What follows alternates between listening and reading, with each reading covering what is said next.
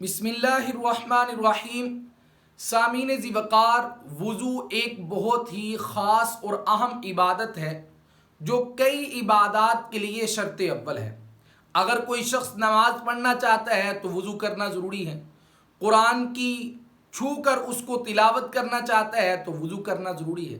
لیکن بہت ہی افسوس کے ساتھ یہ کہنا پڑ رہا ہے کہ 80% سے بھی زائد لوگ ایسے ہیں جن کو صحیح طرح سے وضو کرنا نہیں آتا، بہت ساری غلطیاں کرتے ہیں اور بسا اوقات ایسی غلطیاں کر بیٹھتے ہیں کہ ان کا وضو ہوتا ہی نہیں ہے، اور جب وضو نہیں ہوگا تو ان کا نماز پڑھنا اللہ کی بارگاہ میں قبول نہیں ہوگا۔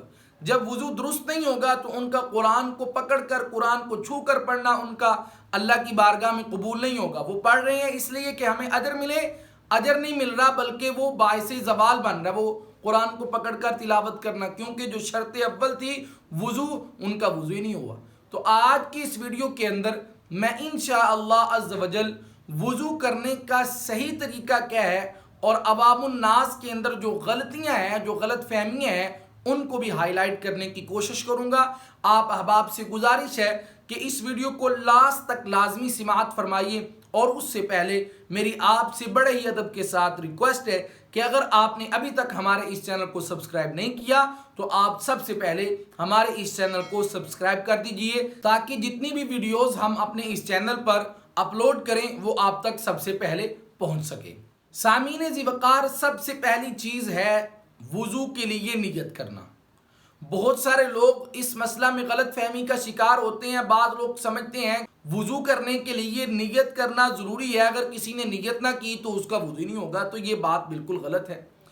وضو کے لیے نیت کرنا یہ سنت عمل ہے، اور بعض لوگ اس غلط فہمی کا شکار ہوتے ہیں کہ نیت سے مراد یہ ہے کہ زبان سے کچھ کلمات کہے جائیں۔ زبان کے ساتھ نیت کرنا ضروری نہیں ہے۔ نیت کہتے ہیں دل کے پختہ ارادے کو۔ آپ نے نماز پڑھنی ہے، نماز پڑھنے سے پہلے آپ نے ارادہ کیا کہ یار اس کے لیے وضو کا ہونا ضروری ہے، تو یہی آپ کی نیت ہے۔ آپ نے قرآن پڑھنا ہے، آپ کے دل میں آیا کہ یار قرآن پڑھنا ہے، اس سے پہلے وضو کرنا چاہیے، آپ وضو کرنا شروع کر دیجئے، یہی آپ کی نیت ہے۔ تو نیت کے لیے کوئی خاص الفاظ نہیں ہے۔ اگر کسی شخص نے نیت نہیں بھی کی اس کا وضو ہو جائے گا، لیکن نیت نہ کرنے کی وجہ سے یا ایک سنت عمل کو چھوڑنے کی وجہ سے اس کو اس کا ثواب نہیں ملے گا۔ دوسری چیز ہے وضو کرنے سے پہلے بسم اللہ کا پڑھنا۔ بسم اللہ کا پڑھنا سنت عمل ہے۔ ایک حدیث پاک میں رسول اللہ صلی اللہ علیہ وسلم نے یہاں تک ارشاد فرمایا کہ اگر کسی شخص نے وضو سے پہلے بسم اللہ نہیں پڑھی اس کا وضو ہی نہیں۔ اس حدیث پاک میں بسم اللہ کا پڑھنا وضو سے پہلے اس کی کتنی اہمیت ہے آپ اندازہ لگا سکتے ہیں۔ لیکن فرمایا کہ اگر کسی شخص نے جان بوجھ کر نہیں، انجانے سے اس سے بسم اللہ نہیں پڑھی اس نے ایسے وضو کر دیا، تو فرمایا کہ اللہ کے نبی صلی اللہ علیہ وسلم کا فرمان ہے کہ میری امت کی بھول چوک کو اللہ نے معاف فرما دی ہے، اور اس لیے اب اس صورت میں کوئی حرج نہیں ہے۔ اب دوسری صورت یہ ہے کہ جانتے بوجھتے ہوئے کوئی بندہ بسم اللہ نہیں پڑھتا اور بغیر بسم اللہ پڑھے وضو کر لیتا ہے۔ اب اس صورت میں اس نے ایک سنت عمل کو چھوڑا ہے۔ اب ایک سنت عمل کو چھوڑنے کا اس کو ثواب نہیں ہوگا، اس کا جو وضو کا پورا ثواب تھا وہ اس کو نہیں ملے گا۔ ایک سنت کو ترک کرنے کا اس کا جو ثواب تھا وہ کم ہو جائے گا۔ نمبر 3 پر سب سے پہلے ہاتھوں کو دھویا جاتا ہے۔ بعض لوگ ہاتھوں کو ایک ہی مرتبہ دھو لیتے ہیں۔ ایک مرتبہ نہیں، 3 مرتبہ دھونا رسول اللہ صلی اللہ علیہ وسلم کی کئی احادیث سے ثابت ہے۔ ہاتھ دھونے کے بعد کلی کرنی ہے۔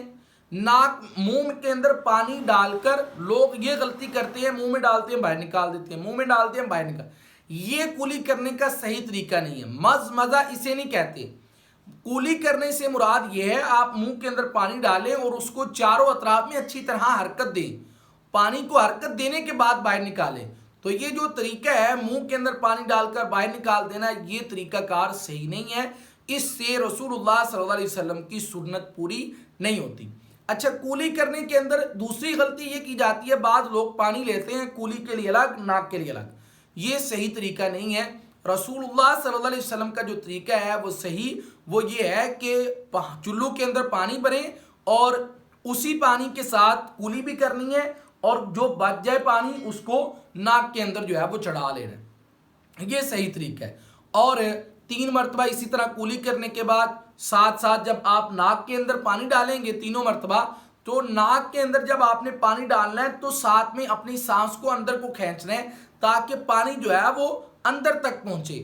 بعض لوگ کیا کرتے ہیں یہاں تک پانی لگاتے ہیں، یوں کر لیتے ہیں، تو اس کے ساتھ بھی سنت عمل جو سنت کے مطابق وضو ہے وہ نہیں ہوتا۔ تو اس لیے جب آپ پانی لیں گے منہ کے اندر ڈالیں گے تو اچھی طرح اس کو حرکت دیں گے، اور اسی طرح جب ناک کے اندر ڈالیں گے تو سانس کو جو ہے وہ اوپر کو کھینچیں گے تاکہ پانی جو ہے وہ اندر تک پہنچ جائے۔